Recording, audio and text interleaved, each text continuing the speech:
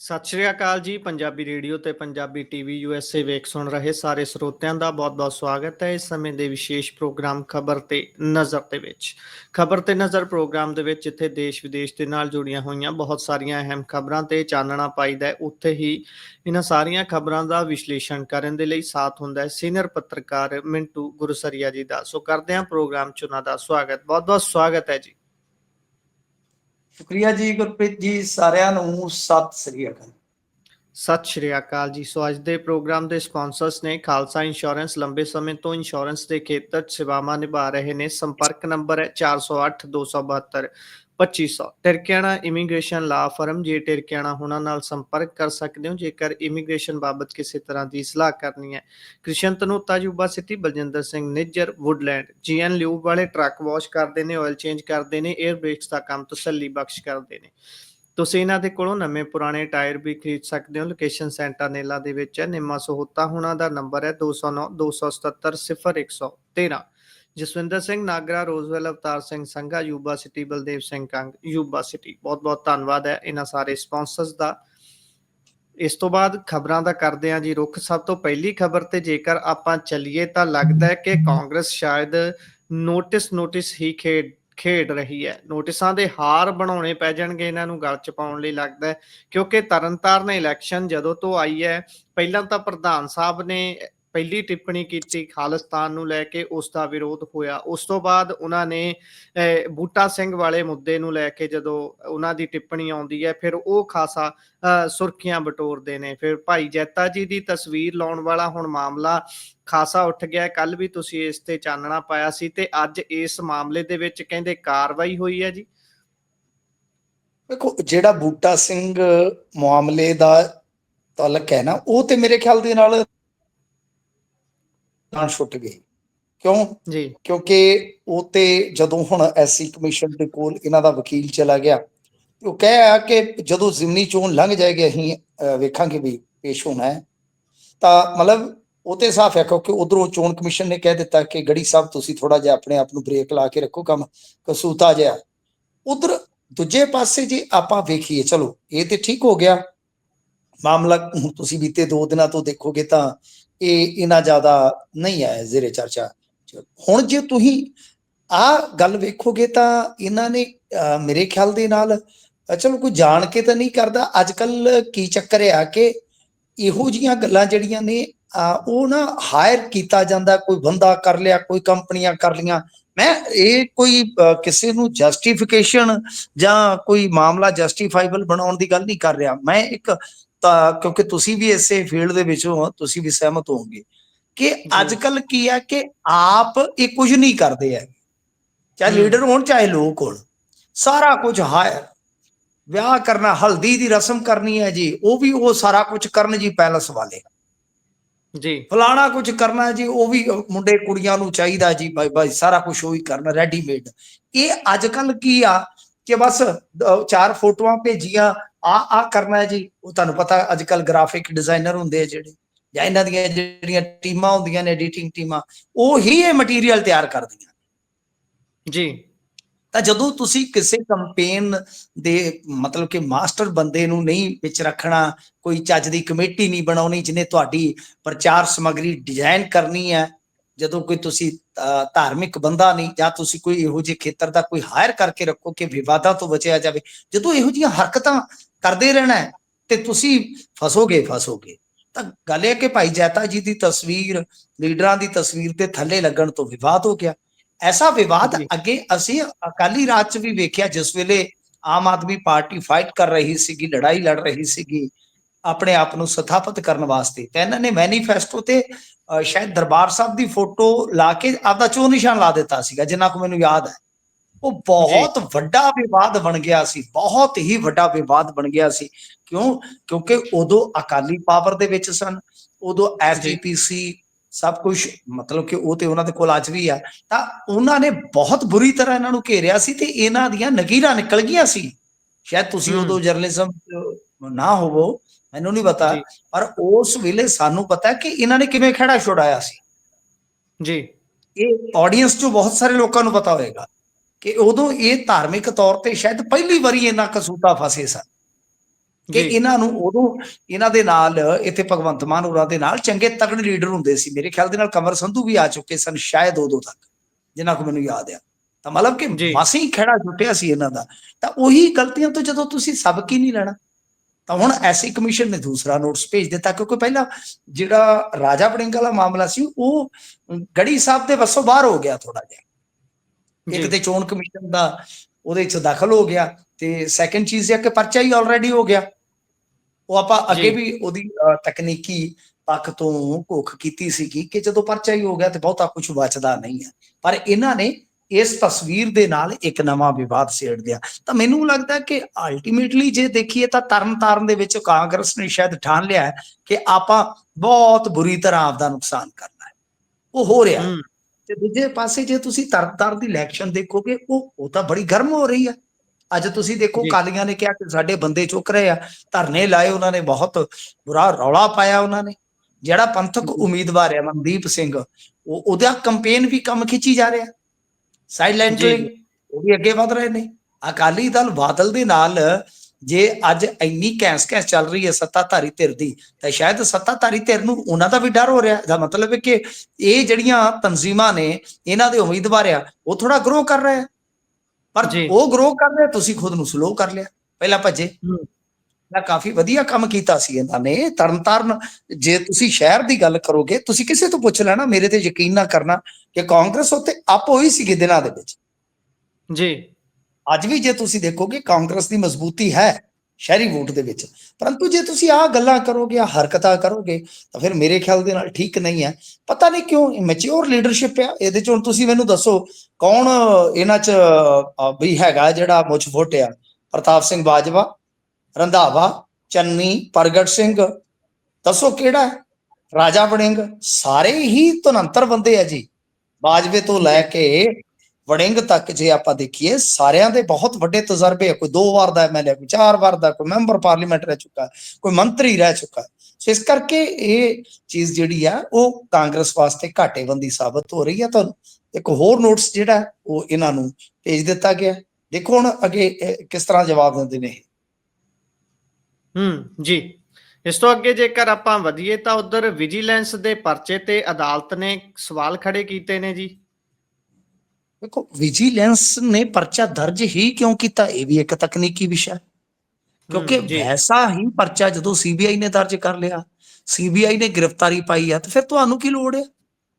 ਜੀ ਤੁਹਾਨੂੰ ਕੀ ਲੋੜ ਆ? ਤਾਂ ਇੱਥੋਂ ਹੀ ਸ਼ੱਕ ਪੈਦਾ ਹੁੰਦਾ ਕਿ ਸ਼ਾਇਦ ਇਹਨਾਂ ਨੇ ਸੀਬੀਆਈ ਤੋਂ ਰਾਹਤ ਦਿਵਾਉਣ ਲਈ ਭੁੱਲਰ ਤੇ ਐਫਆਈਆਰ ਦਰਜ ਕਰ ਦਿੱਤੀ। ਤੇ ਮੈਨੂੰ ਤੇ ਕਦੇ ਕਦੇ ਇਦਾਂ ਲੱਗਦਾ ਹੈ ਕਿ ਭੁੱਲਰ ਦੀ ਗ੍ਰਿਫਤਾਰੀ ਦੇ ਵਿੱਚ ਵੀ ਪਾਵਰਾਂ ਦਾ ਟਕਰਾਓ ਹੈ। ਪਤਾ ਨਹੀਂ ਜੀ ਕਿਉਂ। ਮੈਂ ਇਸ ਸ਼ੱਕ ਸ਼ੁਬਾ ਨੂੰ ਕਦੇ ਸਥਾਪਿਤ ਕਰ ਸਕਾਂਗਾ ਕਿ ਨਹੀਂ, ਮੈਂ ਖੁਦ ਨਹੀਂ ਜਾਣਦਾ, ਪਰ ਮੇਰਾ ਸ਼ੱਕ ਹੈ। ਮੈਂ ਸ਼ੱਕੀ ਸੁਭਾਅ ਦਾ ਹਾਂ, ਖਾਸ ਤੌਰ ਤੇ ਖਬਰੀ ਦੁਨੀਆ ਨੂੰ ਲੈ ਕੇ ਹਮੇਸ਼ਾ ਮੈਂ ਸਵਾਲ ਕਰਦਾ ਰਹਿਣਾ, ਆਪਣੇ ਆਪ ਨੂੰ ਵੀ ਸਵਾਲ ਕਰਦਾ ਰਹਿਣਾ ਔਰ ਖਬਰਾਂ ਨੂੰ ਵੀ ਸਵਾਲ ਕਰਦਾ ਰਹਿਣਾ। ਪਤਾ ਨਹੀਂ ਕਿਉਂ, ਜੀ ਇਸ ਕਿਉਂ ਦਾ ਜੀ ਜਵਾਬ ਮੇਰੇ ਕੋਲ ਵੀ ਨਹੀਂ ਹੈ। ਤਾਂ ਖੈਰ ਗੱਲ ਇਹ ਹੈ ਕਿ ਵਿਜੀਲੈਂਸ ਦਾ ਪਰਚਾ ਦਰਜ ਹੋਣਾ ਹੀ ਆਪਣੇ ਆਪ ਦੇ ਵਿੱਚ ਕਿਤੇ ਨਾ ਕਿਤੇ ਸ਼ੱਕ ਸ਼ੁਬਾ ਦਾ ਇੱਕ ਵੱਡਾ ਸਬੱਬ ਹੈ। ਤੇ ਦੂਜੇ ਪਾਸੇ ਜੇ ਤੁਸੀਂ ਵੇਖੋਗੇ ਤਾਂ ਹੁਣ ਵਿਜੀਲੈਂਸ ਨੇ ਜੋ ਕੇਸ ਦਰਜ ਕੀਤਾ ਹੈ, ਉਹਦੇ ਵਿੱਚ ਕੋਰਟ ਨੇ ਸਵਾਲ ਕੀਤਾ ਕਿ ਖੂਫੀਆ ਸੂਚਨਾ ਮਿਲਣ ਤੇ ਅੱਧੇ ਘੰਟੇ 'ਚ ਤੁਸੀਂ ਮਾਮਲਾ ਦਰਜ ਕਰ ਲਿਆ। ਸੀਬੀਆਈ ਦੇ ਕੋਰਟ ਨੇ ਪੁੱਛਿਆ ਕਿ 30 ਸਾਲਾਂ ਦੀ ਸਰਵਿਸ ਰਿਕਾਰਡ ਵਾਲੇ ਡੀਆਈਜੀ ਦੀ ਪੂਰੀ ਪ੍ਰਾਪਰਟੀ ਬਾਰੇ ਕੀ ਅੱਧੇ ਘੰਟੇ ਦੇ ਵਿੱਚ ਤੁਸੀਂ ਮੁਕੰਮਲ ਜਾਇਦਾਦ ਦਾ ਵੇਰਵਾ ਹਾਸਲ ਕਰ ਲਿਆ ਸਾਹਿਬ? ਜੀ ਇਸ ਤੋਂ ਇਲਾਵਾ ਸੀਬੀਆਈ ਕੋਰਟ ਨੇ ਭੁੱਲਰ ਦੇ ਉਸ ਦਾਅਵੇ ਨੂੰ ਵੀ ਖਾਰਜ ਕੀਤਾ ਹੈ ਕਿ ਸੀਬੀਆਈ ਦੀ ਪੰਜਾਬ ਦੇ ਵਿੱਚ ਕਾਰਵਾਈ ਜਿਹੜੀ ਹੈ ਉਹ ਮਤਲਬ ਕਿ ਗਲਤ ਹੈ। ਇਸ ਤੇ ਸੀਬੀਆਈ ਜੱਜ ਨੇ ਕਿਹਾ ਕਿ ਭੁੱਲਰ ਤੋਂ ਰਿਕਵਰੀ ਚੰਡੀਗੜ੍ਹ ਦੇ ਵਿੱਚ ਹੋਈ ਹੈ, ਜੋ ਕਿ ਯੂਟੀ ਹੈ। ਇਹਦੇ ਵਿੱਚ ਬਈ ਇਹੋ ਜਿਹੇ ਦੇ ਵਿੱਚ ਸੁਪਰੀਮ ਕੋਰਟ ਦੀ ਰੂਲਿੰਗ ਦੇ ਹਿਸਾਬ ਨਾਲ ਸੀਬੀਆਈ ਨੂੰ ਭੁੱਲਰ ਤੇ ਕਾਰਵਾਈ ਕਰਨ ਦਾ ਅਧਿਕਾਰ ਹੈ ਜੀ। ਖੈਰ ਇਹ ਕਿਉਂਕਿ ਕੱਲ ਸੁਣਵਾਈ ਹੋਈ ਸੀ, ਇਹਦੀ ਹੁਣ ਡਿਟੇਲ ਜਾਣਕਾਰੀ ਜਿਹੜੀ ਹੌਲੀ ਹੌਲੀ ਨਿਕਲ ਰਹੀ ਆ। ਤਾਂ ਤੁਸੀਂ ਦੇਖੋ ਕਿ ਕਿੱਡੀ ਤਰਲੋਮਸ਼ੀ ਹੋ ਰਹੀ ਆ ਵਿਜੀਲੈਂਸ ਜੀ ਕਿ ਭੁੱਲਰ ਦੀ ਹਿਰਾਸਤ ਸਾਨੂੰ ਮਿਲ ਜਾਵੇ। ਤਾਂ ਪਤਾ ਨਹੀਂ ਕਿਉਂ ਐਸਾ ਲੱਗ ਰਿਹਾ ਹੈ ਕਿ ਬਈ ਕੋਈ ਨਾ ਕੋਈ ਤਾਕਤ ਹੈ ਕਿ ਪਹਿਲਾਂ ਭੁੱਲਰ ਨੂੰ ਰਗੜਾਇਆ, ਹੁਣ ਭੁੱਲਰ ਨੂੰ ਬਚਾਉਣ ਦਾ ਕਿਸੇ ਨਾ ਕਿਸੇ ਪੱਖ ਤੋਂ, ਕਿਸੇ ਨਾ ਕਿਸੇ ਧੜੇ ਤੋਂ ਜ਼ੋਰ ਲੱਗ ਰਿਹਾ। ਬਹਰਹਾਲ ਹੁਣ ਤੇ ਜਿਹੜਾ ਕੁਝ ਹੋਣਾ ਸੀ ਹੋ ਗਿਆ। ਉਹ ਲੈ ਗਏ ਨੇ ਰਿਮਾਂਡ ਤੇ, ਲੈ ਚੱਲੇ ਵੇ ਬਾਬਲਾ, ਲੈ ਚੱਲੇ ਉਹ ਤੇ ਲੈ ਚੱਲੇ। ਤਾਂ ਇਹਨਾਂ ਦੇ ਦਾਅਵੇ ਜਿਹੜੇ ਆ ਖੋਖੇ, ਫੋਕੇ, ਥੋਥੇ ਰਹਿ ਚੱਲੇ ਆ। ਪਰ ਅੱਗੇ ਦੇਖਦੇ ਆ 5 ਦਿਨ ਦਾ ਜਿਹੜਾ ਰਿਮਾਂਡ ਖਤਮ ਹੋਵੇਗਾ ਤਾਂ ਉਸ ਤੋਂ ਬਾਅਦ ਵਿਜੀਲੈਂਸ ਦੇ ਪਰਚੇ ਦਾ ਕੀ ਬਣਨਾ ਹੈ। ਹਾਂ, ਮੈਂ ਕਹਿੰਦਾ ਕਿ ਜਦੋਂ ਵਿਜੀਲੈਂਸ ਨੇ ਵੀ ਇਸ ਤਰ੍ਹਾਂ ਦਾ ਮਾਮਲਾ ਦਰਜ ਕਰ ਲਿਆ ਸੀ ਤਾਂ ਮੇਰੇ ਖਿਆਲ ਦੇ ਨਾਲ ਇਹਨਾਂ ਨੂੰ ਪੰਗਾ ਲੈਣ ਦੀ ਲੋੜ ਨਹੀਂ। ਇਹਨਾਂ ਨੇ ਬੋਖ ਦੇ ਸਿੰਘਾਂ ਨੂੰ ਹੱਥ ਲਾ ਲਿਆ ਤੇ ਉਹਨਾਂ ਨੇ ਚੰਗੀ ਤਰ੍ਹਾਂ ਕਰੰਟ ਮਾਰ ਦਿੱਤਾ। ਜੀ, ਅਗਲੀ ਗੱਲ ਜੇਕਰ ਕਰੀਏ ਤਾਂ ਉਧਰ ਜਾਇਦਾਦ ਵੇਚਣ ਤੁਰੀ ਆ ਜੀ ਸਰਕਾਰ। ਇਹ ਵੈਸੇ ਆਮ ਤੌਰ ਤੇ ਘਰ ਦੇ ਵਿੱਚ ਦੇਖੀਏ, ਜੇਕਰ ਇਹੋ ਜੀ ਗੱਲ ਆ ਜਾਵੇ ਜਾਇਦਾਦ ਵੇਚਣ ਵਾਲੀ, ਤਾਂ ਉਹ ਬਹੁਤ ਵੱਡੀ ਸਮੱਸਿਆ ਹੀ ਹੁੰਦੀ, ਤਾਂ ਜਾ ਕੇ ਗੱਲ ਉਧਰ ਨੂੰ ਜਾਂਦੀ ਹੈ। ਪੰਜਾਬ ਸਰਕਾਰ ਸੱਚੀਓ ਬਾਲੀ ਘਿਰੀ ਹੋਈ ਹੈ ਜਿਹੜੀ ਜਾਇਦਾਦ ਵੇਚਣਗੇ ਹੁਣ। ਹਾਂਜੀ, ਇਹਨਾਂ ਦੇ ਕੋਲ ਕੋਈ ਚਾਰਾ ਨਹੀਂ ਹੈ ਸਾਹਿਬ। ਦੇਖੋ, ਇਹ ਜਿਹੜੇ ਲੋਕ ਸੱਤਾਧਾਰੀ ਸੀਗੇ, ਆਖਣ ਨਾਲ ਕੀ ਹੁੰਦਾ ਹੈ। ਜੇ ਤੁਸੀਂ ਹੁਣ ਮੈਂ ਤੁਹਾਨੂੰ ਕਹਾਂ ਕਿ ਤੁਸੀਂ ਖੰਡ ਆਖੋ, ਤੁਸੀਂ ਖੰਡ ਕਹਿ ਦਿਓਗੇ ਜੀ। ਹਾਂਜੀ, ਕਹਤਾ ਖੰਡ, ਖੰਡ ਬੋਲੋ ਜੀ। ਐ ਨਹੀਂ ਮੈਂ ਕਹਿੰਦਾ ਵੀ ਹਾਂ ਮੇਰੀ ਖੰਡ ਨਹੀਂ ਕਹਿੰਦਾ, ਮੈਂ ਕਹਿੰਦਾ ਵੀ ਕੱਲੇ ਖੰਡ ਬੋਲੋਗੇ ਤਾਂ ਮੂੰਹ ਮਿੱਠਾ ਥੋੜੀ ਹੋ ਜਾਣਾ ਜੀ। ਜੀ। ਉਹ ਤਾਂ ਖਾਦੇ ਹੀ ਹੋਏਗੀ। ਹੁਣ ਗੱਲ ਇਹ ਹੈ ਕਿ ਇਹ ਕਹੀ ਜਾਂਦੇ ਸੀ ਲੋ, ਇਹ ਕਹਿੰਦੇ ਆ ਸਾਨੂੰ ਤਜਰਬਾ ਨਹੀਂ ਹੈਗਾ, ਤਜਰਬਾ ਨਹੀਂ, ਸਾਨੂੰ ਸਾਰੇ ਤਜਰਬੇ ਆ। ਕਹਿਣ ਨਾਲ ਕੀ ਹੁੰਦਾ ਜੀ ਸਰ, ਬਹੁਤ ਤਜਰਬਾ ਹੋਣਾ ਚਾਹੀਦਾ ਸਟੇਟ ਚਲਾਉਣ ਲਈ, ਬਹੁਤ ਤਜਰਬਾ ਹੋਣਾ ਚਾਹੀਦਾ, ਬਹੁਤ ਤਜਰਬਾ ਹੋਣਾ ਚਾਹੀਦਾ। ਤਜਰਬਾ ਬਹੁਤ ਵੱਡੀ ਚੀਜ਼ ਹੈ ਸਰ। ਤੇ ਉਹ ਬੰਦੇ ਕਦੇ ਤਜਰਬਾ ਸਿੱਖਦੇ ਵੀ ਨਹੀਂ ਜਿਨ੍ਹਾਂ ਨੂੰ ਇਹ ਮੁਗਾਲਤਾ ਹੁੰਦਾ ਹੈ, ਜਿਨ੍ਹਾਂ ਨੂੰ ਇਹ ਗਲਤ ਫਹਿਮੀ ਹੁੰਦੀ ਹੈ ਕਿ ਉਹ 30 ਮਾਰ ਖਾਨ ਨੇ। ਸਾਡੇ ਵਾਲਾ ਤੇ ਧਰਤੀ ਤੇ ਪੈਰ ਹੀ ਨਹੀਂ ਲਾਉਂਦਾ। ਉਹ ਕਹਿੰਦਾ ਮੇਰੇ ਤੋਂ ਵੱਡਾ ਫੰਨੇ ਖਾਂ ਧਰਤੀ ਤੇ ਹੈ ਹੀ ਨਹੀਂ ਹੈ ਜੀ। ਤਾਂ ਸਿੱਖ ਦਾ ਹਮੇਸ਼ਾ ਉਹ ਆ, ਤੁਹਾਨੂੰ ਪਤਾ ਨਾ, ਪਾਣੀ ਜਿੰਨਾ ਮਰਜ਼ੀ ਬਾਰਿਸ਼ ਦਾ ਹੋਵੇ ਤੇ ਅਖੀਰ ਇਕੱਠਾ ਕਿੱਥੇ ਜਾ ਕੇ ਹੁੰਦਾ? ਨੀਵੀਂ ਥਾਂ ਤੇ ਜੀ। ਨੀਵੀਂ ਥਾਂ ਜ਼ਿਆਦਾ ਭਰ ਜਾਂਦੀ ਆ। ਤਾਂ ਗੱਲ ਇਹ ਆ ਕਿ ਬਈ ਇੱਥੇ ਅਸੀਂ ਹਿਸਾਬ ਕਿਤਾਬ ਦੂਜਾ ਹੀ ਦੇਖਦੇ ਹਾਂ। ਹੁਣ ਉਹ ਸਾਰੀਆਂ ਚੀਜ਼ਾਂ ਅੱਗੇ ਆ ਰਹੀਆਂ, ਸਟੇਟ ਚਲਾਉਣੀ ਇਹਨਾਂ ਵਾਸਤੇ ਔਖੀ ਹੋ ਰਹੀ ਆ। ਉਤੋਂ ਚੁਣਾਵੀ ਵਰ੍ਹਾ ਸ਼ੁਰੂ ਹੋਣ ਜਾ ਰਿਹਾ, ਦਾਅਵੇ, ਗਰੰਟੀਆਂ, ਵਾਅਦੇ ਜੋ ਵੀ ਆ ਉਹਨਾਂ ਦਾ ਦਬਾਅ ਹੈ। ਤਾਂ ਫਿਰ ਹੁਣ ਕੁੱਲ ਮਿਲਾ ਕੇ ਸਟੇਟ ਵੀ ਚਲਾਉਣੀ ਆ। ਤੁਹਾਨੂੰ ਮੈਂ ਅੰਦਰ ਦੀ ਗੱਲ ਦੱਸਾਂ ਕਿ ਸਰ ਬਜਟ ਨਹੀਂ ਬਣ ਰਿਹਾ। ਟੀਮਾਂ ਬਜਟ ਲਈ ਤੁਹਾਨੂੰ ਪਤਾ 6-6 ਮਹੀਨੇ ਪਹਿਲਾਂ ਲੱਗ ਜਾਂਦੀਆਂ। ਐਤਕੀ ਬਜਟ ਨਹੀਂ ਉਤਾਰਿਆ, ਆਂਕੜੇ ਨਹੀਂ ਫਿੱਟ ਬੈਠ ਰਹੇ ਜੀ। ਇਹ ਅੰਦਰ ਦੀ ਗੱਲ ਆ। ਇਹਨੂੰ ਤੁਸੀਂ ਹੁਣ ਮੈਂ ਜੇ ਉਹ ਜਿਹਾ ਹੋਵਾਂ ਤਾਂ ਮੈਂ ਐਕਸਕਲੂਸਿਵ ਤੇ ਫਲਾਣਾ ਬਣਾ ਕੇ ਤੇ ਪਾ ਦੇਵਾਂ ਪੋਸਟ, ਮੈਨੂੰ ਕਰਨਾ ਨਹੀਂ ਆਉਂਦਾ ਜੀ। ਅੰਦਰੂਨੀ ਜਾਣਕਾਰੀ ਇਹ ਆ ਕਿ ਵਿੱਤ ਵਾਲੇ ਖਿੱਚ ਧੂ ਕਰਨ ਡਏ ਆ ਕਿ ਬਜਟ ਕਿਵੇਂ ਬਣਾਈਏ ਸਾਹਿਬ ਜੀ। ਤੇ ਹਾਂ ਗੱਲ ਆਪਣੀ ਟੀਮ ਦੇ ਮੈਂਬਰ ਨੇ ਸ਼ਰਮਾ ਜੀ, ਅਸੀਂ ਅੱਜ ਤੋਂ 7-8 ਸਾਲ ਪਹਿਲਾਂ ਕਰਨੀ ਸਟਾਰਟ ਕੀਤੀ ਸੀਗੀ। ਉਦੋਂ ਲੋਕ ਸਾਨੂੰ ਬੇਵਕੂਫ ਕਹਿੰਦੇ ਹੁੰਦੇ ਸੀ, ਸਾਡੀਆਂ ਗੱਲਾਂ ਨੂੰ। ਕਲਾਈਮੇਟ ਚੇਂਜ ਹੈ ਜੀ, ਫਲਾਣਾ ਹੈ ਜੀ, ਧਮਕਾਣਾ, ਅਸੀਂ ਸਾਰੀਆਂ ਗੱਲਾਂ ਕਰਦੇ ਹੁੰਦੇ ਸਾਂ। ਇਕਨੋਮੀ ਦੀ ਗੱਲ ਕਰਦੇ ਹੁੰਦੇ ਸਾਂ, ਰਿਫਾਰਮਸ ਦੀ ਗੱਲ ਕਰਦੇ ਹੁੰਦੇ ਸਾਂ, ਤੇ ਲੋਕ ਕਹਿੰਦੇ ਸੀ ਲੈ ਏਦਾਂ ਵੀ ਕਦੇ ਖਜ਼ਾਨੇ ਵੀ ਕਦੇ ਖਾਲੀ ਹੁੰਦੇ ਨੇ। ਇਹ ਡਾਇਲੌਗ ਤੇ ਤੁਸੀਂ ਸੁਣਦੇ ਹੋ ਅਕਸਰ, ਤੇ ਸਾਡੇ ਪੰਜਾਬੀ ਤੇ ਵੀ ਕਹਿੰਦੇ ਪਾਣੀ ਵੀ ਕਦੇ ਤਾਂ ਮੁੱਕਣ ਲੱਗਾ ਜੀ। ਹੁਣ ਖਜ਼ਾਨੇ ਚੋਂ ਪੈਸੇ ਵੀ ਮੁੱਕਣੇ ਸ਼ੁਰੂ ਹੋ ਗਏ ਤੇ ਪਾਣੀ ਵੀ। ਹੁਣ ਸਮਝ ਵੀ ਆਉਣੀ ਸਟਾਰਟ ਹੋ ਗਈ। ਤਾਂ ਕਹਿਣ ਦਾ ਮਤਲਬ ਇਹ ਹੈ ਕਿ ਜੀ ਹੁਣ ਦੇਖੋ, ਇਹਨਾਂ ਦੇ ਪੱਲੇ ਕੁਛ ਨਹੀਂ ਹੈਗਾ। ਪੱਲੇ ਨਹੀਂ ਤੇਲਾ ਕਰਦੀ ਮੇਲਾ, ਮੇਲਾ ਤੋਥਾ ਚਣਾ ਬਾਜੇ ਘਣਾ, ਆਂਦੇ ਹੁੰਦੇ ਉੱਚੀ ਦੁਕਾਨ ਫੀਕਾ ਪਕਵਾਨ। ਕਹਾਣੀ ਸਾਡੀ ਇਹੋ ਜਿਹੀ ਹੋਈ ਪਈ ਆ, ਜੋ ਮਰਜੀ ਕਹੀ ਜਾਵੇ ਮਾਨ ਜੀ। ਤਾਂ ਇਹਨਾਂ ਦਾ ਸਿਰਫ ਤੇ ਸਿਰਫ ਧਿਆਨ ਹੈਗਾ ਦਵਾ ਦਵ। ਅੱਛਾ, ਤੁਹਾਨੂੰ ਯਾਦ ਹੈ ਮੈਂ ਇੱਕ ਵਾਰੀ ਗੱਲ ਕਹੀ ਸੀ, ਮੈਂ ਇੱਕ ਵਾਰੀ ਨਹੀਂ ਬਹੁਤ ਮੰਚਾਂ ਤੇ ਬਹੁਤ ਵਾਰੀ ਗੱਲ ਕਹੀ ਹੈ ਲੈਂਡ ਪੂਲਿੰਗ ਦੇ ਮੁਤਲਕ। ਆਡੀਅנס ਨੂੰ ਵੀ ਯਾਦ ਹੋਏਗਾ ਤੁਹਾਨੂੰ ਵੀ, ਕਿ ਲੈਂਡ ਪੂਲਿੰਗ ਵਿਸ਼ੇਸ਼ ਤੌਰ ਤੇ ਮੈਨੂੰ ਲੱਗਦਾ ਹੈ ਕਿ ਲੁਧਿਆਣੇ ਏਰੀਏ ਵਾਸਤੇ ਬਣਾਈ ਗਈ ਹੈ। ਯਾਦ ਹੈ, ਮੈਂ ਵਾਰ-ਵਾਰ ਇਹ ਨੁਕਤਾ ਚੁੱਕਦਾ ਸੀ। ਪਤਾ ਨਹੀਂ ਕਿਉਂ ਮੇਰਾ ਮਨ ਸ਼ੱਕੀ ਹੈ, ਮੇਰੇ ਜ਼ਿਹਨ 'ਚ ਸਵਾਲ ਉੱਠਦਾ ਸੀ ਕਿ ਇਹਦੇ 'ਚ ਕੋਈ ਨਾ ਕੋਈ ਲੁਧਿਆਣਵੀ ਹੈ, ਕਾਰੋਬਾਰੀ ਪੱਖੀ ਹੈ, ਸਾਰਾ ਕੁਝ ਹੈ ਸਾਹਿਬ। ਤਾਂ ਅੱਜ ਤੁਹਾਡੇ ਸਾਹਮਣੇ ਆ ਕਿ ਸੰਜੀਵ ਅਰੋੜਾ ਕਾਰੋਬਾਰੀ, ਫਿਰ ਉਹ ਜਿੱਤਦੇ ਆ, ਮੰਤਰੀ ਬਣਦੇ ਆ, ਪਾਵਰਕੌਮ 'ਚ ਆਉਂਦੇ ਆ, ਤਰਥੱਲੀ ਮੱਚ ਜਾਂਦੀ ਆ, ਫੇਰ ਬਦਲ ਹੁੰਦਾ, ਅਫਸਰਾਂ ਦੀ ਛੁੱਟੀ ਹੁੰਦੀ ਆ। ਫੈਸਲਾ ਕੀ ਹੁੰਦਾ ਜੀ? ਪਾਵਰਕੌਮ ਦੀ ਬੇਸ਼ਕੀਮਤੀ ਜ਼ਮੀਨ ਵੇਚ ਦਿਓ ਜੀ। ਅੱਜ ਜਿਹੜੀਆਂ ਲਿਸਟਾਂ ਨਿਕਲ ਰਹੀਆਂ ਨੇ ਕਿ ਜ਼ਮੀਨ ਵੇਚਣੀ ਆ, ਹੁਣ ਪਤਾ ਨਹੀਂ ਕਿੰਨੇ ਸੈਂਕੜੇ ਕਰੋੜ ਦੀ ਵਿਕਦੀ ਆ, ਕਿੰਨੇ ਹਜ਼ਾਰ ਕਰੋੜ ਦੇ ਵਿੱਚ ਉਹ ਜਾਂਦੀ ਆ, ਪਰ ਜ਼ਮੀਨ ਬੇਸ਼ਕੀਮਤੀ ਹੈ ਸਰ, ਹੀਰਿਆਂ ਨਾਲੋਂ। ਇੱਕ ਨਾ ਪਰ ਜੋ ਬਲਕਾਰ ਸਿੱਧੂ ਨੇ MLA, ਇਹ ਗਾਉਂਦੇ ਹੁੰਦੇ ਸਨ ਜੀ ਤੇ ਕਦੇ ਬਹੁਤ ਹੀ ਖੂਬਸੂਰਤ ਗਾਉਂਦੇ ਸੀ। ਇਹਨਾਂ ਦੀ ਉੱਤਮ ਵੰਨਗੀ ਹੈ ਇੱਕ, ਅਸੀਂ ਹੀਰਿਆਂ ਦੇ ਨਾਲੋਂ ਵੱਧ ਕੀਮਤੀ ਕੌਡੀਆਂ ਦੇ ਭਾਅ ਵਿਕ ਗਏ। ਕਿਤੇ ਸੁਣਿਓ YouTube ਤੇ ਕੱਢ ਕੇ, ਉੱਤਮ ਜੀ ਗਾਣਾ ਹੈ, ਉੱਤਮ ਜੀ ਜੀ ਵਾਰਡਿੰਗ ਦੇ ਪੱਖੋਂ ਵੀ ਤੇ ਤਰਜ਼ ਦੇ ਪੱਖੋਂ ਵੀ ਤੇ ਇਹ ਖੁੱਭ ਕੇ ਗਾਏ ਦੇ ਪੱਖੋਂ ਵੀ। ਤਾਂ ਗੱਲ ਇਹ ਆ ਕਿ ਸਾਡੀ ਹੀਰਿਆਂ ਤੋਂ ਵੱਧ ਜਿਹੜੀ ਜ਼ਮੀਨ ਆ ਨਾ, ਉਹ ਹੁਣ ਜਾ ਰਹੀ ਆ। ਤੇ ਗੱਲ ਜ਼ਮੀਨ ਹੈ ਇੱਕ ਪਾਸੇ ਤੇ ਜ਼ਮੀਰ ਇੱਕ ਪਾਸੇ, ਹੁਣ ਕੀ ਕਰੀਏ? ਜੀ ਉਹ ਜਿਹੜੀ ਜ਼ਮੀਨ ਬਚਣੀ ਸੀ ਉਹ ਜ਼ਮੀਰ ਨਾਲ ਬਚਣੀ ਸੀ। ਹੁਣ ਜ਼ਮੀਰ ਜਿਹੜੀ ਆ ਉਹ ਹੋ ਗਈ ਆ ਬੇਸ਼ਰਮ। ਜੀ ਅਸੀਂ ਉਹਨੂੰ ਹੁਣ ਕੀ ਕਹੀਏ? ਬੇਸ਼ਰਮ ਦੇ ਡੁੱਲ ਗਈ ਦਾਲ ਤੇ ਕਹਿੰਦਾ ਕਿ ਯਾਰ ਤੇ ਹਮੇਸ਼ਾ ਐ ਭੁੰਜੇ ਤੋਂ ਖਾਂਦੇ ਹੁੰਦੇ ਨੇ, ਸਾਡਾ ਤਾਂ ਸਟਾਈਲ ਹੈ, ਹੂੰ ਤੇ ਸਾਡਾ ਸਟਾਈਲ ਹੈ। ਹੁਣ ਜਦੋਂ ਸਟਾਈਲ ਹੀ ਬਣ ਗਿਆ ਸਰ, ਜ਼ਮੀਰ ਨੂੰ ਅਸੀਂ ਕੀ ਕਹਿ ਸਕਦੇ ਹਾਂ? ਤਾਂ ਜ਼ਮੀਨ ਜਿਹੜੀ ਆ ਉਹ ਇਹਨਾਂ ਨੇ ਚੁਣ ਲਈ ਆ, ਜਿਹਦੇ ਵਿੱਚ ਅੱਜ ਤੁਸੀਂ ਵੇਖੋਗੇ ਉਹ ਡਾਕੂਮੈਂਟ ਵੀ ਜਿਹੜੇ ਵਾਇਰਲ ਨੇ, ਖਬਰਾਂ ਕੱਲ ਹੀ ਲੱਗ ਚੁੱਕੀਆਂ ਸੀਗੀਆਂ। ਜੇ ਜੀ ਮੇਨਲੀ ਤੁਸੀਂ ਉਹ ਦੇਖਣੀ ਹੋਵੇ ਕਿਹੜੀ ਕਿਹੜੀ ਪ੍ਰਾਪਰਟੀ ਆ, ਪੱਖੋਵਾਲ ਰੋਡ ਤਕਰੀਬਨ ਲਾ ਲਓ ਬਈ ਹੈਗੀ ਆ 12.5 ਕਿੱਲੇ, ਠੀਕ ਹੈ ਜੀ। ਰਾਮਪੁਰ ਸਥਿਤ ਜਲ ਸਰੋਤ ਵਿਭਾਗ ਦੀ ਆ, ਇਹਦੇ ਵਿੱਚ 5.5 ਕਿੱਲੇ ਆ। ਚੌੜਾ ਬਾਜ਼ਾਰ ਦੇ ਕੋਲ ਜਿਹੜਾ ਪਿੰਕ ਪਲਾਜ਼ਾ ਹੈ ਉੱਥੇ ਆ ਸ਼ਾਇਦ 3.25 ਕਿੱਲੇ। ਮਤਲਬ ਕਿ ਇਸ ਤਰ੍ਹਾਂ ਦੀਆਂ ਜ਼ਮੀਨਾਂ ਦੀ ਨਿਸ਼ਾਨਦੇਹੀ ਹੋਈ ਆ। ਰਾਣੀ ਝਾਂਸੀ ਰੋਡ ਜਿਹੜੀ ਆ ਉੱਥੇ ਲੋਕ ਨਿਰਮਾਣ ਵਿਭਾਗ ਹੈ ਜਿਹੜਾ, ਉਹਦੀ ਆ ਲਗਭਗ 2.25 ਕਿੱਲਾ।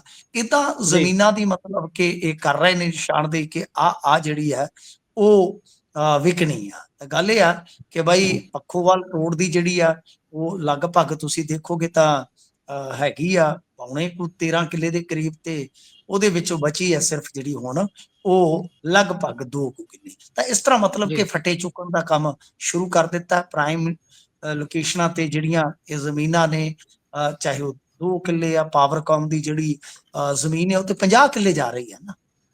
ਜੀ ਸਰਕਾਰ ਲੁਧਿਆਣਾ ਦੇ ਵਿੱਚ ਜੋ ਜ਼ਮੀਨ ਵੇਚਣ ਦੀ ਯੋਜਨਾ ਬਣਾਈ ਆ ਨਾ, 50 ਕਿੱਲੇ ਲੁਧਿਆਣੇ ਚ। ਸਰ ਕਿੱਲਾ ਪਤਾ ਕਿੰਨੇ ਦਾ ਹੋਏਗਾ? ਕਿੱਲੇ ਦਾ ਮੈਨੂੰ ਮਤਲਬ ਕਿ ਜੇ ਤੁਸੀਂ ਕਹਿ ਦੋ ਕਿ ਲਿਖ ਕੇ ਦੇ ਮਿੰਟੂ, ਤਾਂ ਮੈਂ ਤਾਂ ਲਿਖ ਹੀ ਨਹੀਂ ਸਕਦਾ ਸਰ ਫਿਗਰ, ਕਿਉਂਕਿ ਮੈਥ ਦੇ ਵਿੱਚੋਂ ਮੈਂ ਤਾਂ ਕੁੱਟ ਖਾਣ ਵਾਲਾ ਸਟੂਡੈਂਟ ਹੈ। ਜੀ ਤਾਂ ਗੱਲ ਇਹ ਕਿ 50 ਕਿੱਲੇ ਲੁਧਿਆਣੇ ਚੋਂ। ਤਾਂ ਮੈਂ ਇਸੇ ਕਰਕੇ ਹੀ ਸ਼ੱਕ ਜ਼ਾਹਰ ਕਰਦਾ ਸੀ ਕਿ ਦਿੱਲੀ ਵਾਲਿਆਂ ਦੇ ਨਾਲ ਇੱਥੋਂ ਲੁਧਿਆਣੇ ਚ ਕੋਈ ਬੰਦਾ ਮਿਲਿਆ ਹੋਇਆ ਜਿਹਨੇ ਸਾਰੀ ਲੈਂਡ ਪੂਲਿੰਗ ਦੀ ਸਕੀਮ ਦਿੱਤੀ ਆ, ਸਾਰਾ ਕੇਂਦਰ ਲੁਧਿਆਣੇ ਨੂੰ ਬਣਾਇਆ।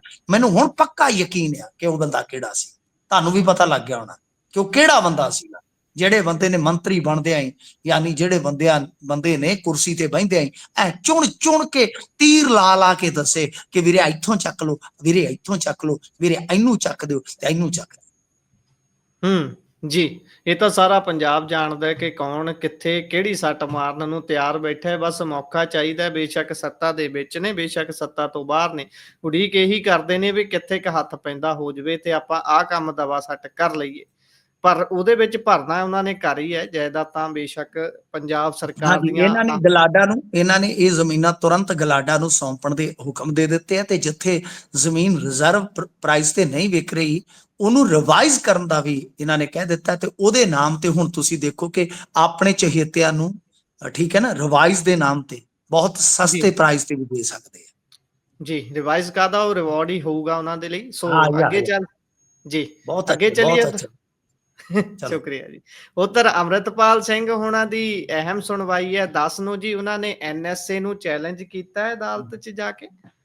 ਦੇਖੋ ਇਹ ਕਹਾਣੀ ਵੀ ਸੁਪਰੀਮ ਕੋਰਟ 'ਚ ਜਾਣੀ ਸੀਗੀ, ਐਸਾ ਮੇਰਾ ਮੰਨਣਾ ਸੀਗਾ ਕਿ ਤਕਨੀਕੀ ਪੱਖ ਤੋਂ ਜੇ ਆਪਾਂ ਦੇਖੀਏ, ਸੰਵੇਦਨਸ਼ੀਲਤਾ ਦੇ ਪੱਖ ਤੋਂ ਦੇਖੀਏ, ਚਾਹੇ ਪਰਚੇ ਦੇ ਪੱਖ ਤੋਂ ਦੇਖੀਏ, ਕਿ ਸੁਪਰੀਮ ਕੋਰਟ ਦੇ ਵਿੱਚ ਹੀ ਜਾਣਾ ਸੀ। ਚਾਹੇ ਪੈਰੋਲ ਲੈ ਲਓ, ਚਾਹੇ ਕੁਝ ਵੀ ਲੈ ਲਓ, ਇਹ ਮਾਮਲੇ ਅਕਸਰ ਹਾਈ ਕੋਰਟ ਤੋਂ ਹੁੰਦੇ ਸੁਪਰੀਮ ਕੋਰਟ ਜਾਂਦੇ ਦੇਖੇ ਆ।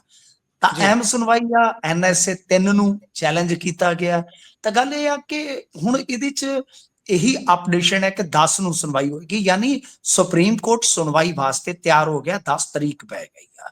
ਹੁਣ ਰੌਲਾ ਜਿਹੜਾ ਨਾ, ਦੇਖੋ ਜੇ ਤੇ ਮੇਰਾ ਇਹ ਮੰਨਣਾ ਆ ਕਿ ਜੇ ਤੇ ਮੰਨ ਲਓ ਸਿੰਪਲ ਕੇਸ 307 ਵਾਲਾ ਰਹਿੰਦਾ ਜਾਂ ਕੋਈ ਇੱਕਾ ਜਿਹੜੇ ਹੋਰ ਪਰਚੇ, ਅੰਮ੍ਰਿਤਪਾਲ ਸਿੰਘ ਤੇ ਵੈਸੇ ਲਗਭਗ ਮੇਰੇ ਖਿਆਲ ਦੇ ਨਾਲ 8-10 ਮਾਮਲੇ ਤੇ ਹੈਗੇ ਨੇ, ਜੇ ਆਪਾਂ ਜੀ ਭੁੱਲਦੇ ਨਾ ਹੋਈਏ। ਜੀ ਤਾਂ ਗੱਲ ਇਹ ਹੈ ਕਿ ਅੰਮ੍ਰਿਤਪਾਲ ਸਿੰਘ ਹੋਰਾਂ ਤੇ ਜਿਹੜਾ NSA ਲੱਗਾ ਸੀਗਾ, ਇਹਦਾ ਸੁਪਰੀਮ ਕੋਰਟ ਦੇ ਵਿੱਚ ਜਾ ਕੇ ਕੋਈ ਬਹੁਤਾ ਕੁਝ ਵਟਿਆ ਨਹੀਂ ਸੀ ਜਾਣਾ। ਪਰ ਹੂੰ ਕਿਉਂਕਿ ਜਿਹੜਾ NSA ਹੁਣ ਉੱਥੇ ਕਹਿ ਲਓ ਕਿ ਇੱਕ ਬਹਿਸ ਦਾ ਵਿਸ਼ਾ ਬਣੇਗਾ, ਉਹ ਬਣੇਗਾ ਇਸ ਪੱਖ ਤੋਂ ਜਿਹੜਾ ਗੁਰਪ੍ਰੀਤ ਸਿੰਘ ਹਰੀ ਨਾਂ ਦਾ ਮਾਮਲਾ ਬਣ ਗਿਆ ਵਿੱਚ। ਸਮਝ ਗਏ ਨਾ ਜੀ ਤੁਸੀਂ? ਹਾਂ, ਉਹਦੇ ਚ ਕਾਨੂੰਨੀ ਪੱਖ ਤੋਂ ਲੜਾਈ ਇਸ ਗਰਾਊਂਡ ਤੇ ਸ਼ਾਇਦ ਲੜੀ ਜਾਏਗੀ ਕਿ ਬਈ ਜੇਲ੍ਹ ਚ ਬੈਠਾ ਬੰਦਾ ਕਿਵੇਂ ਜ਼ਿੰਮੇਵਾਰ ਹੈ। ਬਸ ਇਹੀ ਹੁਣ ਦੇਖਣ ਵਾਲਾ ਸੂਤਰ, ਦੇਖਣ ਵਾਲਾ ਨੁਕਤਾ ਹੋਏਗਾ। ਕਿਹੜੀ ਧਿਰ ਇਹਨਾਂ ਦਲੀਲਾਂ 'ਚ, ਇਹਨਾਂ ਬਹਿਸਬਾਜ਼ੀਆਂ 'ਚ ਜਿੱਤਦੀ ਆ, ਦੇਖਣ ਦੀ ਜ਼ਰੂਰਤ ਹੋਏਗੀ। ਕਿਉਂਕਿ ਪੰਜਾਬ ਸਰਕਾਰ ਨੇ ਆਪਣਾ ਜਿਹੜਾ ਇਹ ਫੈਸਲਾ ਹੈ NSA ਦਾ, ਮੇਰੇ ਖਿਆਲ ਦੇ ਨਾਲ ਇਸੇ ਗਰਾਊਂਡ ਤੇ ਹੀ ਉਹਨਾਂ ਨੇ ਜਾਇਜ਼ ਠਹਿਰਾਉਣ ਦਾ ਯਤਨ ਕਰਨਾ ਹੈ ਕਿ ਇਹਨਾਂ ਨੇ ਇਸੇ ਦਰਮਿਆਨ, ਯਾਨੀ ਹਿਰਾਸਤ ਦੇ ਦਰਮਿਆਨ, ਗੁਰਪ੍ਰੀਤ ਸਿੰਘ ਹਰੀਨੌ ਜਿਹੜਾ ਕਿ ਇਹਨਾਂ ਦਾ ਸਾਬਕਾ ਸਾਥੀ ਸੀ, ਉਹਦਾ ਕਤਲ ਕਰਵਾਇਆ। ਜੀ। ਸੋ ਅੱਗੇ ਜੇਕਰ ਚੱਲੀਏ ਤਾਂ ਉਧਰ ਰਵਨੀਤ ਬਿੱਟੂ ਹੁਣੀ ਇੱਕ ਵੀਡੀਓ ਪਾਉਂਦੇ ਨੇ ਜਿਸ ਦੇ ਵਿੱਚ ਪੀਯੂ ਨੂੰ ਲੈ ਕੇ ਉਹ ਵੱਡਾ ਬਿਆਨ ਦੇ ਰਹੇ ਨੇ ਕਿ ਇਹ 10 ਤਰੀਕ ਤੋਂ ਪਹਿਲਾਂ ਕਿਸੇ ਤਰੀਕੇ ਇਸ ਵੱਡੇ ਇਕੱਠ ਨੂੰ ਰੋਕਣ ਦੀ ਕੋਸ਼ਿਸ਼ ਹੈ। ਇਸ ਤੋਂ ਵੀ ਅੱਗੇ ਮੇਰਾ ਇੱਕ ਨਿੱਜੀ ਜਿਹਾ ਸਵਾਲ ਹੈ ਕਿ ਕੀ 10 ਤਰੀਕ ਨੂੰ ਜਿਹੜੇ ਮਟਕਾ ਚੌਂਕ ਤੋਂ ਅੱਗੇ ਨਹੀਂ ਜਾਣ ਦਿੰਦੇ ਕਿਸੇ ਵੀ ਮੁਜ਼ਾਹਰਾਕਾਰੀ, ਧਰਨਾਕਾਰੀਆਂ ਨੂੰ, ਉਹ ਚੰਡੀਗੜ੍ਹ ਦੇ ਵਿੱਚ ਪੀਯੂ ਦੇ ਅੰਦਰ ਤੱਕ ਪਹੁੰਚਣ ਦੇਣਗੇ ਆਮ ਲੋਕਾਂ ਨੂੰ ਧਰਨਾ ਦੇਣ ਦੇ ਲਈ? ਨਹੀਂ, ਦੇਖੋ, ਲੋਕਲ ਸਟੂਡੈਂਟ ਧਿਰਾਂ ਤੇ ਲਾ ਸਕਦੀਆਂ ਨੇ ਮੇਰੇ ਖਿਆਲ ਦੇ ਨਾਲ, ਉਹ ਤਾਂ ਕਿਉਂਕਿ ਚੰਡੀਗੜ੍ਹ ਦੇ ਵਿੱਚ ਜਾਂ ਯੂਨੀਵਰਸਿਟੀ ਦੇ ਵਿੱਚ ਬੈਠੀਆਂ ਨੇ। ਬਿਲਕੁਲ ਤੁਹਾਡਾ ਸਵਾਲ ਵਾਜਬ ਆ ਕਿ ਸ਼ਾਇਦ ਬਾਹਰੀਆਂ ਨੂੰ ਨਹੀਂ ਹੋ ਜਾਣ ਦੇਣਗੇ। ਉਹਨਾਂ ਦੇ ਪ੍ਰਬੰਧ ਇਸ ਤਰ੍ਹਾਂ ਦੇ ਬਣ ਜਾਂਦੇ ਆ ਕਿ ਉਹ ਐਂਟਰੀ ਪੁਆਇੰਟ ਰੋਕ ਦਿੰਦੇ ਆ। ਤੇ ਇਦਾਂ ਹੀ ਜੇ ਆਪਾਂ ਦੇਖੀਏ, ਹਰਿਆਣੇ ਵੱਲੋਂ ਵੀ ਬਹੁਤ ਵਾਰੀ ਇਦਾਂ ਦੇ ਯਤਨ ਹੁੰਦੇ ਰਹਿੰਦੇ ਨੇ, ਤਾਂ ਉਹ ਹਰਿਆਣੇ ਵਾਲੇ ਯਤਨਾਂ ਨੂੰ ਵੀ ਅਸਫਲ ਕਰਦੇ ਆ। ਚੰਡੀਗੜ੍ਹ ਪੁਲਿਸ ਦੀ ਇਹ ਖਾਸੀਅਤ ਹੈ, ਤੁਹਾਨੂੰ ਪਤਾ ਹੀ ਆ। ਆ ਜਿਹੜਾ ਬੰਦੀ ਸਿੰਘਾਂ ਦਾ ਮੋਰਚਾ ਸੀ, ਇਹਨਾਂ ਦੀ 1-2 ਵਾਰੀ ਤੁਸੀਂ ਦੇਖੋ ਕਿ ਕਿੱਡੀ ਹਿੰਸਕ ਝੜਪ ਹੋਈ ਆ ਐਂਟਰੀ ਵਗੈਰਾ ਨੂੰ। ਤਾਂ ਬਿਲਕੁਲ ਤੁਹਾਡਾ ਸਵਾਲ ਵਾਜਬ ਹੈ, ਪਰ ਮੇਰਾ ਜਵਾਬ ਇਹੀ ਹੈ ਕਿ ਮੇਰੇ ਖਿਆਲ ਦੇ ਨਾਲ ਐਸਾ ਸ਼ਾਇਦ ਨਹੀਂ ਹੋਣ ਦਿੱਤਾ ਜਾਏਗਾ। ਯਤਨ ਪੂਰਾ ਕਰਨਗੇ। ਰਹੀ ਗੱਲ ਰਵਨੀਤ ਬਿੱਟੂ ਹੋਰਾਂ ਦੀ, ਤਾਂ ਰਵਨੀਤ ਬਿੱਟੂ ਹੋਰਾਂ ਨੇ ਇੱਕ ਆਸ ਤਾਂ ਜ਼ਰੂਰ ਜਗਾਈ ਆ। ਜੇ ਮੰਨ ਲਓ ਜਿਵੇਂ ਇਹਨਾਂ ਨੇ ਕਿਹਾ ਕਿ ਅੱਜ ਜਾਂ ਭਲਕ ਦੇ ਵਿੱਚ ਇਹ ਕੰਮ ਹੋ ਜਾਊਗਾ, ਜੇ ਇਹ ਕੰਮ ਡਨ ਨਹੀਂ ਹੁੰਦਾ ਗੁਰਪ੍ਰੀਤ, ਤਾਂ ਇਹਦਾ ਮਤਲਬ ਤੁਸੀਂ ਬਿਲਕੁਲ ਸਹੀ ਹੋ। ਫਿਰ ਮੈਂ ਤੁਹਾਨੂੰ, ਜਿਵੇਂ ਤੁਸੀਂ ਕਿਹਾ ਨਾ, ਰਿਵਾਈਜ਼ ਨਹੀਂ ਰਿਵਾਰਡ, ਤਾਂ ਮੈਂ ਤੁਹਾਨੂੰ ਰਿਵਾਰਡ ਦੇ ਸਕਦਾ ਜੇ ਕੋਲ ਹੋਵੋ। ਤਾਂ ਫਿਰ ਇਹ ਗੱਲ ਤੁਹਾਡੀ ਬਿਲਕੁਲ ਸਹੀ ਹੈ ਕਿ ਸ਼ਾਇਦ 10 ਤਰੀਕ ਵਾਲੇ ਇਕੱਠ ਨੂੰ ਸ਼ੱਕੀ ਕਰਨ ਵਾਸਤੇ ਕਹਿ ਰਹੇ ਨੇ। ਪਰ ਜੇ ਉਸ ਤੋਂ ਪਹਿਲਾਂ ਹੋ ਜਾਂਦਾ ਹੈ ਤਾਂ ਫਿਰ ਸਾਨੂੰ ਇੱਕ ਗੱਲ ਤੇ ਮੰਨਣੀ ਪਊ ਕਿ ਰਵਨੀਤ ਬਿੱਟੂ ਨੂੰ ਅਸੀਂ ਹੁਣ ਸੀਰੀਅਸ ਲੈਣਾ ਸ਼ੁਰੂ ਕਰ ਦਈਏ। ਜੀ, ਉਹ ਤਾਂ ਵੀਡੀਓ 'ਚ ਵੀ ਆਖ ਰਹੇ ਨੇ ਵੀ ਭਾਈ ਮੈਨੂੰ ਐਵੇਂ ਨਹੀਂ ਭੇਜਿਆ, ਮੈਨੂੰ ਜਾਂ ਐਵੇਂ ਨਹੀਂ ਕੈਬਨਿਟ ਚੱਲਿਆ। ਹਾਂ ਵੀ ਢਿੱਲੋਂ ਨੇ ਕਾਲਾ ਕੋਟ ਐਵੇਂ ਨਹੀਂ ਪਾਇਆ ਯਾਰ, ਐਵੇਂ ਨਹੀਂ ਪਾਇਆ। ਤੁਸੀਂ ਥੋੜਾ ਜਿਹਾ ਮੈਨੂੰ ਗੰਭੀਰਤਾ ਨਾਲ ਲਓ। ਤਾਂ ਬਿਲਕੁਲ ਅਸੀਂ ਰਵਨੀਤ ਬਿੱਟੂ ਨੂੰ ਫਿਰ ਗੰਭੀਰਤਾ ਨਾਲ ਵਾਕਿਆ, ਕਿਉਂਕਿ ਫਿਰ ਉਹ ਆਪਣੇ ਸ਼ਬਦਾਂ ਦੇ ਨਾਲ ਨਿਆਂ ਕਰ ਜਾਣਗੇ। ਫਿਰ ਉਹ ਆਪਣੀ ਕਹੀ ਗੱਲ ਤੇ ਕਹਿ ਲਓ ਕਿ ਬਈ ਪੁੱਗ ਜਾਣਗੇ। ਤਾਂ ਜਦੋਂ ਬੰਦਾ ਕੋਈ ਕਹੀ ਗੱਲ ਤੇ ਪੁੱਗਦਾ ਹੈ ਨਾ ਗੁਰਪ੍ਰੀਤ ਜੀ, ਭਾਵੇਂ ਵਿਚਾਰਕ ਮਤਭੇਦ ਹੋਣ, ਦੁਸ਼ਮਣ ਦੀ ਵੀ ਆਪਾਂ ਸਲੋਤਾ ਕਰਦੇ ਹਾਂ ਕਿ ਯਾਰ ਜੋ ਮਰਜ਼ੀ ਹੈ ਤਾਂ ਜ਼ਬਾਨ ਦਾ ਪੱਕਾ, ਜ਼ਬਾਨ ਦਾ ਆਪਾਂ ਕਹਿੰਦੇ ਆ ਨਾ, ਜੋ ਮਰਜ਼ੀ ਹੋਵੇ। ਤਾਂ ਮੇਰੇ ਕਹਿਣ ਦਾ ਮਤਲਬ ਹੈ ਕਿ ਰਵਨੀਤ ਬਿੱਟੂ ਹੋਰਾਂ ਦੀ ਜਿਹੜੀ ਛਵੀ ਬਣੀ ਆ, ਉਹ ਬਿਲਕੁਲ, ਵੈਸੇ ਤੇ ਤੁਸੀਂ ਦੇਖੋ ਕਿ ਪਾਵਰ ਤੇ ਉਹਨਾਂ ਦੇ ਕੋਲ ਹੈ, ਐਸੀ ਗੱਲ ਨਹੀਂ ਹੈ। ਉਹਨਾਂ ਦੀ ਪੂਰੀ ਪੁੱਛ ਪ੍ਰਤੀਤ ਹੈ। ਉਹਨਾਂ ਦੀ ਮਤਲਬ ਕਿ ਮੰਤਰਾਲਿਆਂ 'ਚ ਜਾਂ ਪ੍ਰਧਾਨ ਮੰਤਰੀ ਦੇ ਆਫਿਸ ਤੱਕ ਪੂਰੀ ਪੁੱਛਗਿੱਛ ਹੈ, ਪੂਰੀ ਪੁੱਛਗਿੱਛ ਹੈ। ਇਸ ਗੱਲ ਦਾ ਯਕੀਨ ਕਰਿਓ। ਪਰ ਗੱਲ ਇਹ ਆ ਕਿ ਜੋ ਕਹਿ ਰਹੇ ਨੇ, ਜੇ ਉਹਦੇ ਤੇ ਅਮਲ ਹੋ ਜਾਂਦਾ, ਫੁੱਲ ਚੜ ਜਾਂਦੇ ਆ, ਤਾਂ ਫਿਰ ਪੰਜਾਬ ਦੇ ਲੋਕ ਵੀ ਰਵਨੀਤ ਬਿੱਟੂ ਨੂੰ ਸੀਰੀਅਸਲੀ ਲੈਣਾ ਸ਼ੁਰੂ ਕਰਨਗੇ ਕਿ ਹਾਂ, ਰਵਨੀਤ ਬਿੱਟੂ ਹੋਰਾਂ ਦੀ ਪਹੁੰਚ ਹੈਗੀ ਆ ਯਾਰ। ਕਿਉਂਕਿ ਦੇਖੋ, ਜੰਗਲ 'ਚ ਮੋਰ ਨੱਚਿਆ ਕਿਹਨੇ ਦੇਖਿਆ ਹੁੰਦਾ? ਜਦੋਂ ਤੁਸੀਂ ਇਸ ਤਰ੍ਹਾਂ ਤਲੀ ਤੇ ਸਰੋਂ ਜਮਾਓਗੇ ਤਾਂ ਤੁਹਾਨੂੰ ਪਤਾ ਹੀ ਆ, ਜਿਹੜੇ ਪਖੰਡੀ ਪਖੁੰਡੀ ਹੁੰਦੇ ਆ, 1-2 ਏਦਾਂ ਹੀ, ਜਿਵੇਂ ਮਤਲਬ ਕਿ ਸਾਡੇ ਨਾਲ ਵੀ ਇੱਕ ਜੇਲ੍ਹ 'ਚ ਹੁੰਦਾ ਸੀ, ਉਹ ਦੱਸਦਾ ਹੁੰਦਾ ਸੀ ਕੈਮੀਕਲ ਦਾ ਪਤਾ ਨਹੀਂ ਕੀ ਨਾ, ਉਹ ਕਹਿੰਦਾ ਅਸੀਂ ਲਾ ਕੇ ਬਾਂਹ ਤੇ ਉਬਲਦੇ ਤੇਲ 'ਚ ਮਤਲਬ ਕਿ ਬਾਂਹ ਤੁੰਨਦੇ ਨਹੀਂ, ਤੇ ਬਸ ਬੀਬੀਆਂ ਨੇ ਉਦੋਂ ਮਤਲਬ ਕਿ ਆਪ ਹੀ ਤੁਹਾਨੂੰ ਪਤਾ ਬੱਲੇ ਬੱਲੇ ਕਰਦੇ ਨਹੀਂ, ਵੀ ਵਾਹ ਬਈ ਵਾਹ ਵੀ ਵਾਹ। ਤੇ ਉਹਨਾਂ ਨੇ ਪਤਾ ਹੀ ਨਹੀਂ ਕਿੰਨੀਆਂ ਕੁ ਸਟੇਟਾਂ 'ਚ ਠੱਗੀਆਂ ਮਾਰੀਆਂ ਸੀ, ਲੈ ਜਾਂਦੇ ਸਨ ਸਾਰਾ ਕੁਝ ਲੋਕ। ਤਾਂ ਗੱਲ ਇਹ ਆ ਕਿ ਵੀ ਕੁਝ ਨਾ ਕੁਝ ਤੇ ਕਰਨਾ ਪੈਂਦਾ ਹੈ ਨਾ। ਫਿਰ ਤਲੀ ਤੇ ਸਰੋਂ ਜਮਾ ਕੇ ਤਾਂ ਦਿਖਾਉਣੀ ਪੈਂਦੀ ਹੈ ਨਾ, ਝੂਠੀ ਸੱਚੀ। ਤਾਂ ਖੈਰ, ਰਵਨੀਤ ਬਿੱਟੂ ਹੋਰਾਂ ਦੀ ਗੱਲ ਤੇ ਆਪਾਂ ਬਿਲਕੁਲ ਕਾਂਟੀ ਨਾ ਮਾਰੀਏ ਤੇ ਬਿਹਤਰ ਹੈ। ਆਪਾਂ ਇੰਤਜ਼ਾਰ ਕਰਦੇ ਹਾਂ ਗੁਰਪ੍ਰੀਤ ਜੀ ਕਿ ਕੀ ਵਾਕਿਆ ਉਹਨਾਂ ਨੂੰ ਸੀਰੀਅਸ ਲੈਣਾ ਸ਼ੁਰੂ ਕੀਤਾ ਜਾਵੇ ਕਿ ਜਾਂ ਫਿਰ ਇਦਾਂ ਹੀ ਆ ਕਿ ਅਸੀਂ ਕਹੀਏ ਕਿ ਨਹੀਂ ਨਹੀਂ ਇਹ ਬਿਆਨ ਰਵਨੀਤ ਬਿੱਟੂ ਦਾ, ਜਿਵੇਂ ਅੱਜ ਕੱਲ ਅਕਸਰ ਕਹਿ ਦਿੱਤਾ ਜਾਂਦਾ ਕਿ ਭਗਵੰਤ ਮਾਨ ਹੋਰਾਂ ਦੇ ਬਿਆਨ ਨੂੰ ਹੁਣ ਸੀਰੀਅਸ ਨਾ ਲਿਆ। ਜੀ ਅੱਗੇ ਜੇਕਰ ਗੱਲ ਕਰੀਏ, ਉਧਰ ਹਰਮੀਤ ਪਠਾਨ ਮਾਜਰਾ ਹੁਣਾਂ ਦੇ ਖਿਲਾਫ LOC ਜਾਰੀ ਹੋਈ ਹੈ ਜੀ। ਕਾਹਦੀ LOC? ਦੇਖੋ ਗੱਲ ਇਹ ਆ ਕਿ ਇਹਨਾਂ ਦੀ ਪਤਾ ਨਹੀਂ LOC ਮੈਨੂੰ ਲੱਗਦਾ ਕਿ ਇਹ ਆ ਕਿ ਲੇਟ ਹੋ ਗਈ ਸੀ। LOC ਦਾ ਮਤਲਬ ਇਹ ਬਣ ਗਿਆ ਲੇਟ ਹੋ ਗਈ ਸੀ। ਹੁਣ ਇਹ ਤੇ ਇਦਾਂ ਦੀ ਆ ਕਿ ਬਈ ਹਰਮੀਤ ਤੇ ਉਹਦਾ ਮੁੰਡਾ ਕੰਟਰੀ ਆਊਟ ਕਰ ਚੁੱਕੇ ਨੇ ਜੀ। ਮੈਂ ਰਿਪੀਟ ਕਰਦਾ ਔਰ ਬੜੀ ਜ਼ਿੰਮੇਵਾਰੀ ਨਾਲ ਰਿਪੀਟ ਕਰਦਾ, ਔਰ ਕਿਉਂ ਕਰਦਾ, ਕਦੋਂ ਕਰਦਾ ਦੱਸਣ ਦੀ ਜ਼ਰੂਰਤ ਨਹੀਂ। ਮੈਂ ਬਹੁਤ ਵਾਰੀ on record, on mic, on camera ਕਹਿ ਚੁੱਕਾ, ਹਰਮੀਤ ਪਠਾਨ ਮਾਜਰਾ ਇਸ ਮੁਲਕ ਦੇ ਵਿੱਚ ਨਹੀਂ ਹੈ ਸਾਹਿਬ ਜੀ। ਠੀਕ ਹੈ ਜੀ। ਨਾ ਉਸਦਾ ਸਪੁੱਤਰ ਜਿਸ ਨੂੰ ਇਹਨਾਂ ਨੇ ਨਜਾਇਜ਼ ਫਸਾਇਆ, ਬਿਲਕੁਲ ਨਜਾਇਜ਼ ਨਹੀਂ ਜੀ, ਨਿਕਲ ਗਿਆ ਜੀ। ਤਾਂ ਇਸ ਕਰਕੇ ਹੁਣ LOC ਜੋ ਜਿਵੇਂ ਜਗਮਨ ਸਮਰਾ ਦੇ ਮਾਮਲੇ 'ਚ ਤੁਸੀਂ ਦੇਖੋ, ਉਹ ਭੱਜਿਆ ਹੈ ਹਿਰਾਸਤ 'ਚ ਅੱਜ ਤੋਂ 4 ਸਾਲ ਪਹਿਲਾਂ, ਕਹਿੰਦੇ ਜੀ ਹੁਣ LOC ਜਾਰੀ ਕਰ ਲਓ। LOC ਜਾਰੀ, ਉਹ ਤੇ ਕ੍ਰਿਪਟੋ ਕਰੰਸੀ ਦੇ ਨਾਮ ਤੇ ਪਤਾ ਨਹੀਂ ਹੁਣ ਉਹਦੇ ਤੇ ਪਰਚਾ ਕਰੀ ਜਾਂਦੇ ਕਿ ਉਹ ਹਵਾਲਾ ਰਾਹੀਂ ਪੈਸਾ ਲੈ ਗਿਆ ਕੱਢ ਕੇ, ਉਹ ਤਾਂ ਆਨਲਾਈਨ ਕਰ ਗਿਆ ਸਾਰਾ ਕੁਝ ਜੀ। ਰਾਜਜੀਤ ਦੇ ਮਾਮਲੇ ਦੇ ਵਿੱਚ ਅੱਜ ਤੱਕ ਰਾਜਜੀਤ ਲੱਭਿਆ? ਤੁਸੀਂ ਮੈਨੂੰ ਦੱਸੋ। ਜੀ ਨਹੀਂ, LOC ਤਾਂ ਉਹਦੀ ਵੀ ਹੋਣੀ ਚਾਹੀਦੀ ਸੀ। ਸੋ ਇਹ LOC ਵਗੈਰਾ ਜਿਹੜੀ ਹੈ ਨਾ ਫਾਰਮੈਲਿਟੀ ਹੈ ਕਿ ਕਦੋਂ ਬੰਦਾ ਆਏਗਾ, ਕਦੋਂ ਬੰਦਾ ਇੱਥੋਂ ਉਤਰੇਗਾ, ਫਿਰ ਉਹਨੂੰ ਫੜਾਂਗੇ ਵਗੈਰਾ, ਇਹ ਗੱਲਾਂ ਐਵੇਂ ਹੁੰਦੀਆਂ ਨੇ ਵਾਹਿਯਾਤ। ਫਿਲਹਾਲ ਜਿੰਨੀ ਕੁ ਮੈਨੂੰ ਜਾਣਕਾਰੀ ਆ, ਹਰਮੀਤ ਪਠਾਨ ਮਾਜਰਾ ਇਸ ਮੁਲਕ ਦੇ ਵਿੱਚ ਹੈ ਨਹੀਂ ਗੇ, ਤੇ ਉਹਨਾਂ ਨੇ ਫੈਸਲਾ ਕੀਤਾ ਕਿ ਬਾਹਰ ਬੈਠ ਕੇ ਇੱਕ ਕਾਨੂੰਨੀ ਲੜਾਈ ਲੜੀ ਜਾਊਗੀ, ਤੇ ਜਦੋਂ ਉਸ ਕਾਨੂੰਨੀ ਲੜਾਈ ਦਾ ਨਿਬੇੜਾ ਹੋ ਗਿਆ ਫਿਰ ਵੇਖਾਂਗੇ। ਤੇ ਮੈਂ ਤੁਹਾਨੂੰ ਇੱਕ ਗੱਲ ਸ਼ੁਰੂ ਤੋਂ ਕਹਿੰਦਾ ਸੀਗਾ ਕਿ ਉਹ ਬੰਦੇ ਬਾਰੇ ਜਿੰਨਾ ਕੁ ਮੈਂ ਜਾਣਦਾ, ਉਹ ਇਹਨਾਂ ਨੂੰ ਛੇਤੀ ਢਾਹ ਨਹੀਂ ਦੇਵੇਗਾ। ਤੇ ਗੱਲ ਵੇਖ ਲਓ, ਸੱਚੀ ਹੋ ਗਈ ਕਿ ਸਾਰੀ AGTF ਇਹਨਾਂ ਨੇ ਮਗਰ ਲਾ ਦਿੱਤੀ ਸੀ, ਤੁਹਾਨੂੰ ਪਤਾ ਹੈ ਨਾ ਜੀ ਜੀ, ਚੋਟੀ ਦੇ ਅਫਸਰ, ਪਰ ਉਹ ਬੰਦਾ ਹੱਥ ਨਹੀਂ ਆਇਆ। ਹੱਥ ਨਹੀਂ ਕਿਸੇ ਦੇ ਆਉਂਦਾ ਤੇਰਾ ਉੱਡਣਾ ਸਾਪਾ ਜੀ। ਸੋ ਅਗਲੀ ਜੇਕਰ ਗੱਲ ਕਰੀਏ ਤਾਂ ਉਧਰ ਸੁਪਰੀਮ ਕੋਰਟ ਨੇ ਕੁੱਤਿਆਂ ਤੇ ਫੈਸਲਾ ਦਿੱਤਾ ਹੈ, ਤੇ ਇੱਕ ਬੀਬੀ ਦੇਖ ਰਿਹਾ ਸੀ ਮੈਂ, ਬੜਾ ਰੋ ਰਹੀ ਸੀ, ਸ਼ਾਇਦ ਐਡਵੋਕੇਟ ਦੱਸਦੇ ਨੇ।